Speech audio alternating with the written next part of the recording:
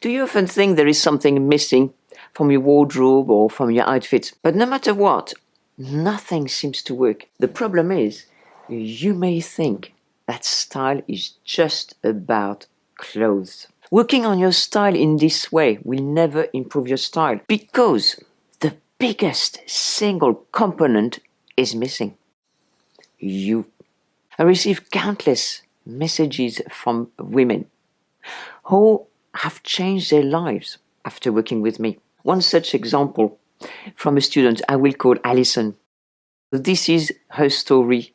Dear Marianne, I had no idea when I began my journey with you that the experience would have such a profound effect on my life. After a personal tragedy at a young age, I sidestepped my grief by finding fabrics and patterns to sew. For a long time, I purchased fabric and clothes in a moment, only according to their color and feel, and wondered why my wardrobe was confused and there was nothing in it that I wanted to wear. This became my way of soothing survival.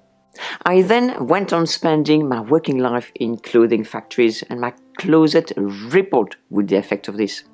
It went very deep. I had begun to get a nagging feeling that I had been operating at a fraction of who I was. I had wanted to take your rectangle body shape course for about a year, but low self-esteem again prevented me. But I took the plunge and enrolled. Even then, I was still ignoring my body. It has been a huge snowballing effect of following your work, Marianne. I got the intellectual hang of it, but I could not apply any of it to myself in my wardrobe. That was when the why really began to surface. The why became the vocalization of why I can't dress myself, why I can't get my wardrobe sorted, why doesn't this go with this? And then other women can dress themselves, so why can't I? This why, Alison says, came out of complete frustration. Alison continues, I then had a complete realization. It's all in the closet, all of it. And the course all made sense. And seamlessly as I watched, I began to see my body and its shape and how to dress it, even with the type of fabric. And this is when the shift happened, Marianne. I no longer saw dressing as my security blanket. It all fell into place. I could see where my wardrobe had been and why. And I could also see that my body had been ignored in all this. I came to see that what hung from my hangers were moments of grief, which had absolutely nothing to do with how I dressed. After asking more whys, my closet had it say, you put your self-esteem in me, and then you shut the door.